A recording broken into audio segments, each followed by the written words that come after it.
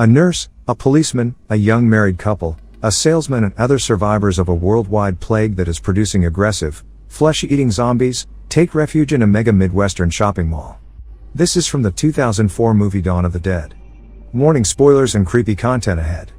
Anna, a nurse, finishes a long shift at her Milwaukee County hospital and returns to her peaceful suburban home.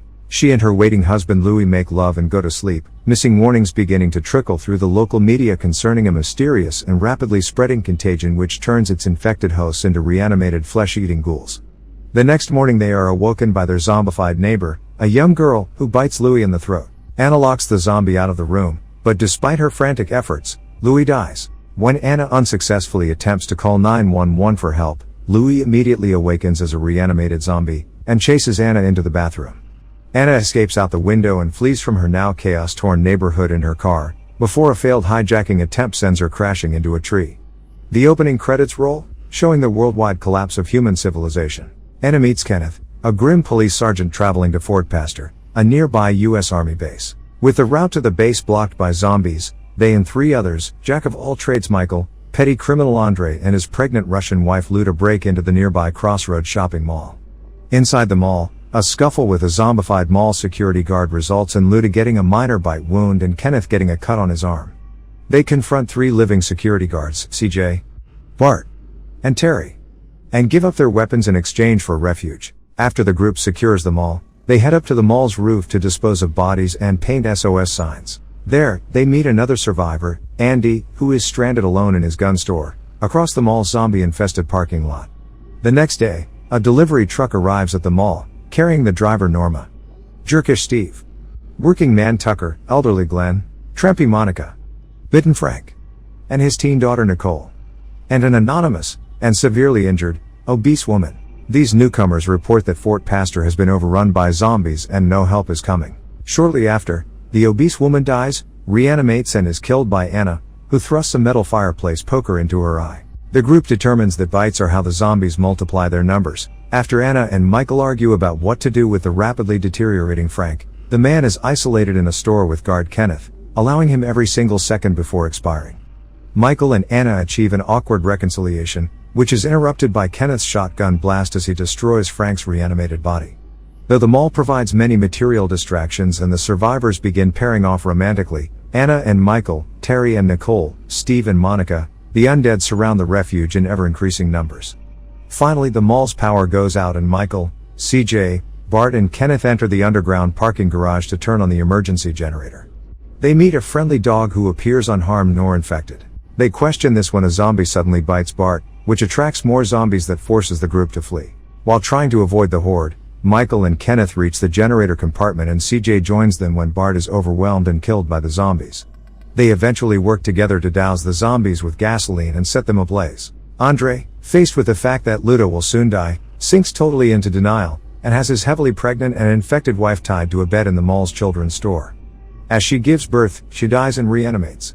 Norma checks on the couple, discovering the zombie Luda and the demented Andre clutching a small bundle of blankets. Norma shoots Luda, causing Andre to snap completely. They exchange more gunfire and both are killed. Anna arrives on scene and opens the bundle to reveal a zombie baby. She pulls her revolver and a single shot rings through the mall. At an impromptu memorial, Kenneth says anything is better than sitting around waiting to die. The remaining mall dwellers thus plot to fight their way to the local marina, and from there travel out on Steve's small yacht to an island in Lake Michigan. They reinforce two small shuttle buses from the parking garage, removing the seats, welding on a snowplow, attaching metal bars and floodlights, stringing barbed wire, boarding up the windows, and cutting slits for the deployment of weapons. Chainsaws, propane tanks and other supplies are also loaded on board. Meanwhile, Andy is starving, and will not have the strength to join the escape, and contribute much needed ammunition, so the mall survivors strap a pack of food on Chips, the dog from the basement, and lower him into the parking lot in a sling.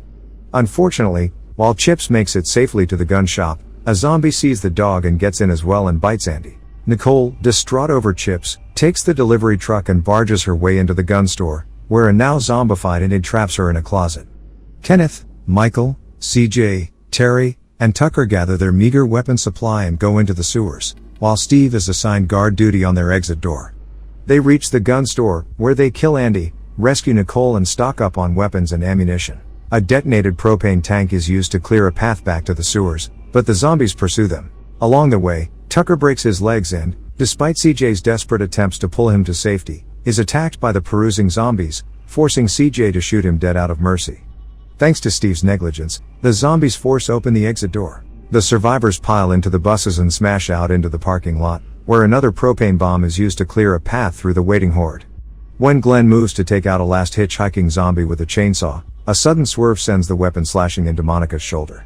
The resulting splatter of blood covers the windshield, causing driver Kenneth to lose control and crash. Glenn and Monica are killed, while Steve flees the toppled bus and is attacked by the hitchhiking zombie. The others scramble for the second bus, meeting zombie Steve en route. Anna shoots him dead, then must linger long enough to get the boat keys off his corpse, allowing more zombies to catch up with him. Anna flees back to the bus, where Michael helps her in. After a short struggle, they pull away and speed to the marina dock, where they crash the bus and dash for the boat. Cornered in the bus by their pursuers, CJ detonates a final propane tank, blowing up the vehicle, the zombies, and himself. The remainder of the group gets on the boat, except for Michael. He was bitten while helping Anna. Anna futilely pleads with him to come, and the boat sets sail with Terry, Anna, Kenneth, Nicole, and Chips. Anna watches unflinchingly as Michael draws his pistol, places it under his chin, and a final gunshot rings out over the water. The end credits roll, interspersed with video footage taken by Terry, using a camera from the boat. Following a grim voyage where water, fuel and food supplies all run low, the remaining survivors succeed in reaching an island, only to be immediately attacked by a new swarm of zombies. As the survivors attempt to retreat to the boat, the camera falls to the ground and blacks out, leaving their ultimate fate unknown.